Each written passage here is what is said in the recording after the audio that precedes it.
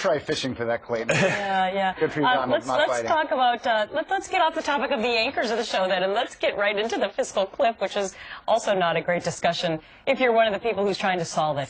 Senator Barrasso on some of the Sunday talk shows yesterday, Donald, said that maybe, in fact, the president actually wants to go off the cliff. Listen to this. I think the president is eager to go over the cliff for political purposes. I think he sees a political victory at the bottom of the cliff. You agree with that?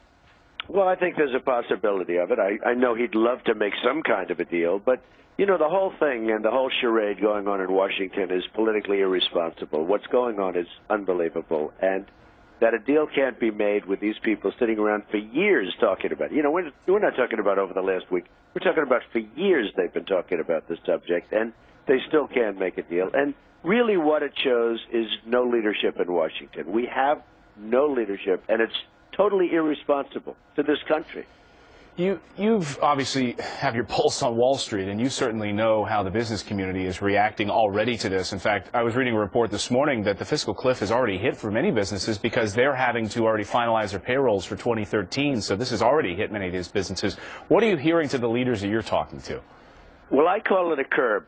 And I think it's not as big a deal as a lot of other people think, because ultimately something's going to happen. And what should happen is no plan B. For plan B to go is crazy. And they should go for the big plan or no plan whatsoever, because what's going to happen is taxes will go up, and then all of these Republicans that signed the so-called pledge are going to be able to reduce taxes, and therefore they haven't violated their pledge, because they'll be reducing taxes, not increasing taxes.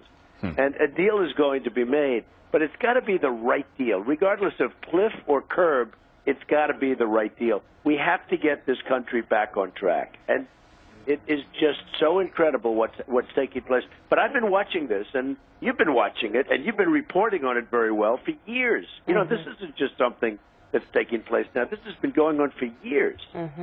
Well, it seems to be one of those things that we're in this process where we never get anything done until the very last minute. It's like studying for exams and cramming, and you wake up the next day and you feel kind of gross about the way you handled stuff. And it seems like this is what we're in. But, you know, in the same form, Plan B wasn't passed last week, so everybody goes home. Which infuriates a lot of people. But listen to what yesterday Senator Amy Klobuchar said on ABC This Week about Congress needing to get back to Washington. I think, you know, most members are used to spending that Christmas to New Year's at home in their home states. It is time to get back to the table. And I hope if anyone sees these representatives from the House in line shopping or getting their Christmas turkey, they wish them a Merry Christmas, they're civil, and then they say, go back to the table, not your own table, the table in Washington, because middle-class people shouldn't have their taxes go up an average of $2,000 a year. And we also should start making some meaningful reform on the debt. Donald, do you think it was bad for them to go home, or is it obvious they're going to go home for a couple of days? But how quickly can they get back there? Well, I think it sends a very bad signal, and you see the president playing golf, and you see lots of other people doing lots of nice things with them and their family. And in the meantime, the country is in limbo. But, you know, you're looking at what's going on, and you see the lack of cohesion in Washington. Probably, maybe in history, there's never been anything like it. And we have to make the big deal. And I have to say this, the Republicans, believe it or not, have a very strong negotiating position. Because the debt ceiling, well, the debt ceiling is coming up. And the debt ceiling is coming up in another month and a half. And the debt ceiling is going to be devastating for the Democrats if the Republicans want to play that card. So the Republicans have tremendous chips on their side. And I just don't understand why they're talking about a small Plan B and a temporary measure. They should negotiate the entire thing, maybe including debt ceiling, but they should use the debt ceiling to make a great deal and make the kind of deal they want to make. The Republicans have tremendous power of negotiation, and I don't think they know it. I feel that they feel they don't have the cards. Yeah. They have all of the cards. Okay, so it's interesting because you've obviously done many huge deals in your lifetime, so you would know what it is to sit at that table and get something done. So do you blame only President Obama, or are you also blaming John Boehner to a certain extent?